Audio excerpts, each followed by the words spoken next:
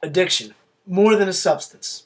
Much of the research for this speech has come from Dr. Brozovic's Drugs and Human Behavior class, the material I've been exposed to in class, Dr. Amen's book Unchain Your Brain, and also some of my own personal struggles with addiction. How do people get hooked on a substance, whether legal or illegal? If people are compared with the vervet monkeys on the island of St. Kitts, it's arguable that people are genetically predisposed to addiction. If heavy drinking runs in one's family history, it's possible that person could develop an addiction to alcohol. When one considers the history of those monkeys and their current actions on that resort island, it's definitely arguable that there's a predisposition. But aside from that, there's other factors, the most important being brain function. The way we treat our brains determines how our brains will treat us. Everything we consume, food, beverage, alcohol, legal and or illegal drugs, cigarettes, our daily activities, everything, all of that affects our brains, and that in turn affects how we act. Our prefrontal cortex is our commander-in-chief. It's our brain supervisor. When we're young, we don't have a strong prefrontal cortex. Our brains will learn from experience if they're treated with care at a young age. There's that phrase, learn from your mistakes. Parents need to pay attention to this. What they do, their own behavior, how they treat or do not treat their children, what they feed or do not feed their children, what they do and do not discuss with their children, that all affects the prefrontal cortex. According to Dr. Raymond, adolescents typically have less efficient activity in the prefrontal cortex because this part of the brain isn't fully developed until the age of 25. Until the age of 25, the brain is undergoing a process called myelinization, in which a protective substance called myelin wraps around the brain's neurons, helping the brain's nerve cells work up to 10 to 100 times more efficiently. When drugs are used at a young age, it affects the development of the PFC. And this is tough because a lot of kids, a lot of teenagers, even younger, a lot of young children are using drugs because they're trying to drown out depression. They're being neglected at home, so they turn to drugs and alcohol to give them something. I didn't come from a broken home, but a good portion of my friends did. And I guess maybe to fit in, to be cool, I experimented with drugs and alcohol. Because I'm going to argue predisposition here. My mother loves coffee. My grandfather loves coffee. My uncle loves coffee. Everybody in my family loves coffee. Okay, I'm genetically predisposed to liking it.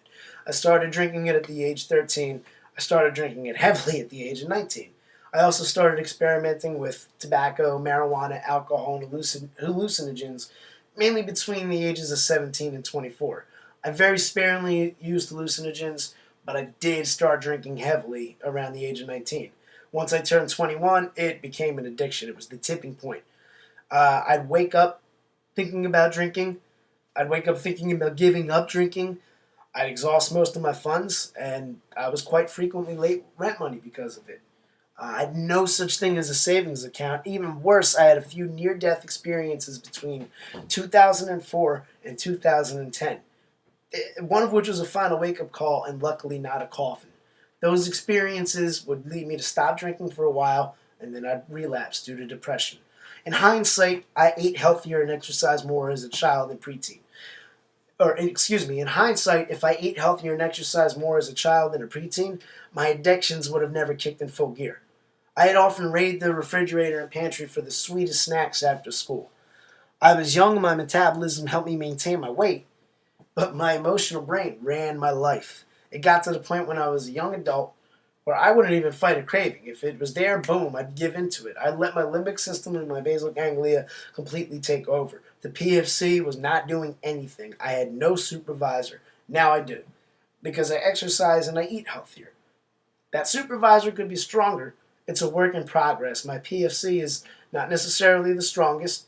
I do believe at times I'm trying to stimulate it, but I can get it to where it needs to be. I'm glad it is where it is now. I definitely have more control over my actions and what I do in my life.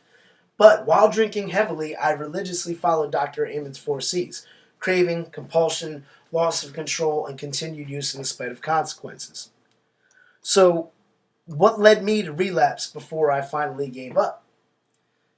What leads heroin addicts to do it? Well, it's never too late to get sober, but it's really tough to resist a relapse. Heroin addicts suffer a rough withdrawal. It makes them feel very sick, so they continue to use in spite of the consequences, even when they've exhausted everything. They could be using their body on the streets to get money to support their habit, resorting to prostitution or even lower to get their money to support their habit, just so they don't feel that withdrawal. Meth addicts, they could beat the withdrawal, but once they're through that, the depression is so severe because the meth gave them such a dopamine rush, it became so salient to the brain in terms of pleasure. One recovered meth addict that we studied in Dr. Brodzik class mentioned that it takes the brain 6 months to 1 year to generate dopamine on its own. So that type of depression could lead somebody that has already used drugs in the past to use them again, and then repeat the same role. So whether or not you have or have not used drugs, whether or not you have or do or do not have an addiction, pay attention. Drugs play with dopamine, serotonin, GABA, and endorphins. If treated right, these chemicals can actually give you natural highs. Do not take drugs and mess with these chemicals. Eat healthy. Avoid fast food. Limit foods that are high in fat, sugar. It's okay once in a while, but avoid it for the most part. Eat fruits, veggies, drink green tea, limit caffeine, and exercise. This will keep dopamine levels healthy and allow one to stay focused. Exercise definitely boosts dopamine. Also, it allows one tryptophan to get to the brain much faster than other proteins. That allows healthy serotonin levels. In addition, if one consumes food and drink that are high in glutamic acid, and I'm talking about spinach, oats, green tea, lentils, taking magnesium and vitamin B supplements, those types of things allow healthy GABA function. Eating a small amount of chocolate every single day to bring your brain natural pleasure, just a little bit. Dr. Raymond states that coca has been shown to increase endorphin production in the brain.